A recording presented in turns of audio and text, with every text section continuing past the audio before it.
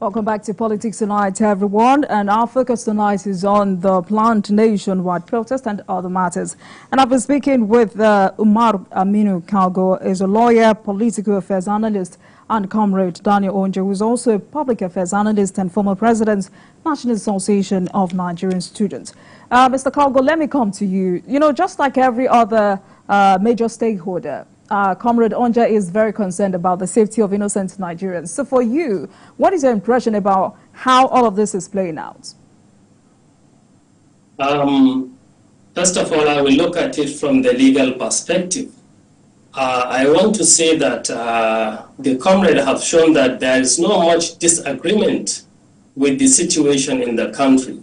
And I would say from the law perspective is equally the same, because the right to protest, to freedom of expression, and peaceful assembly are guaranteed by our Constitution.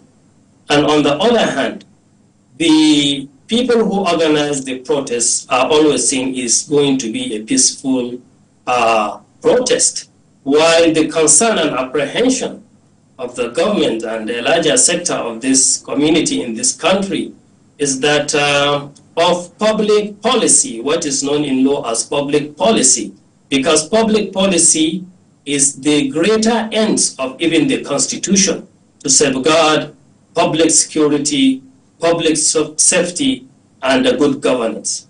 And the issue with public policy is that it is something that is applied. It is not from the letters of the word, but it's the situation and the circumstances and facts on ground that will lead to a decision of on public policy, even if such matters goes to the court. So for that, I would say generally, the protesters are maintaining, exercising their civil rights, while the apprehension is a genuine one, as you can see, looking at how volatile the country is. Just today, I was listening to the broadcast of BBC in the Hausa language. Ghana, a West African country as well, had a planned protest, and the government went to court, and today it was called off. It was scheduled to hold today, and the youth there have abided by that. So I like the way it translates in my country, because you can see we engage in discussion. It's not something that the government took to court to find illegal. I don't think that will augur well in the country, but by and large, we say, well, it is from both sides that you can see, but there are good reasons to have apprehension. All right, Mr. Kalgo, you know, federal government has continued to appeal to the protesters to shelve this planned protest. There was a world press conference to that effect today. Is this enough for these protesters to give government some time and come for dialogue, just as the federal government has asked? For me, if you look at the situation, because really the hardship, I'm taking the example of Ghana, because if you look at Ghana, Ghana doesn't have insecurity as we have it down here. And equally, Ghana, I would say, if you look at it, we have presently our history is more marred when it comes to insecurity and even violent protest. But looking at the situation when you have hunger and this level of high standard of life, so it's so volatile that guaranteeing a peaceful, protest will be very hard. Because as Aristotle has said it, hunger and corruption are parents to all revolutions. I believe that's what the government is seeing into this and raising these alarms. And equally, you can see some of the leaders of the protesters. There was a leader, Comrade Mukhtar Garba, who claimed to be like the initiators. He was on record to say that, well, from what he have observed, it's like there are some hands or some quotas, because he said that he was engaged so that there are some people trying to sway it to be of not what maybe is envisaged. So I want to say, if you look at it from my own profession, the president of the MBA have issued a statement which is in line with the position of the government, that these protesters should hold back a bit and their awards have been had. And he laid from the several letters he have written concerning this issue, intimating government of the level of hardship that is there in the country. Right. But the country is so polarized. On the other hand, the immediate past president of the NBA, Akpata, is now on the side of allowing people to have the peaceful protest. So if it is peaceful, just the apprehension is sorry. So let me direct this question to both of you. Before I go back to Comrade Onje, you know, there are some stakeholders who have said to me on this program that if only the Tinubu administration had been vocal and open to Nigerians about what they met on ground, how bad the economy was when it took over power, perhaps Nigerians would have understood where we were as a nation, where we are at the moment, and the impact of what the president had done in the last 1 year and the prospects ahead. Would this have made any difference? Mr. Kalgo?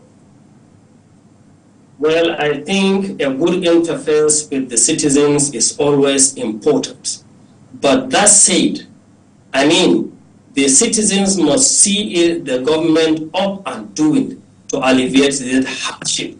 And that's by action and by widespread media coverage to see things on ground, I think is very, very essential. Because with this heat of this protest, you know, everyone can see that the government have doubled up in what is presenting to the citizens of the country. I think this should have been long coming, but it's not that too late.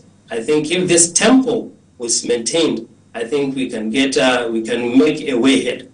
And gladly, there are a lot of, today, even in the news, the Hausa community at Mile 12, they issued a statement that they are not going on with this issue of protest. So along the line, you see in and out how people have looked at this because, well, if you look at the African countries, what is happening, I think it calls for concern that every country should do all it has. If you look at the example of Kenya and what have you. So, and even the last protest of NSAS, though it has some, you can see it's end up being a violent protest. All right. We understand the agitations of the youth, but learn from the elders and history is a good lesson as well. All right. Comrade Onje, let me come to you. Would that have made any difference? And second, the president has asked the security agencies to protect the protesters. But, you know, in the event of obstinate protesters who may want to prove a point to security agencies, how do you think they should handle such? Because we've seen instances where protests became chaotic by a singular act of police firing tear gas at protesters. Is that a question to me? That is why I was raising. That was why I was raising concern over the leadership of the protesters.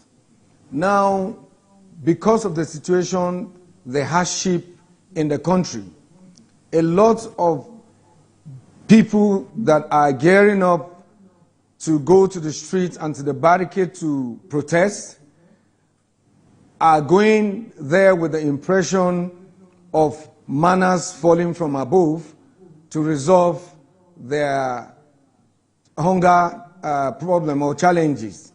And where they fail to get this manner at the barricade, because for them the solution to the hunger crisis is at the barricade. What you hear everywhere is end bad governance. None of the protesters have come out to suggest a way out of the bad governance. We must understand clearly that the hardship is a global phenomenon that has trickled down nations and countries. And that is why this protest is ubiquitous, especially in the African countries. With the Nigerian situation, let's not forget that all the candidates of the major political parties, particularly the PDP, the Labour Party, and the APC, committed themselves during the campaign to the removal of fuel subsidy, which means either ways, if Peter Obi, either Peter Obi or Atiku had emerged the president from the 2023 presidential polls, they still will have removed the fuel subsidy, because that was the only way we're going to save our economy that was already on oxygen, gasping for breath. And that was why that step was taken. So if the protesters feel that the manner in which the fuel subsidy was removed was wrong, then they should come up with suggestions for possible adjustments on the policy. Otherwise, the impression being given to people that they are going to get solution at the barricade is that which is going to usher in Comrade Onje, the issues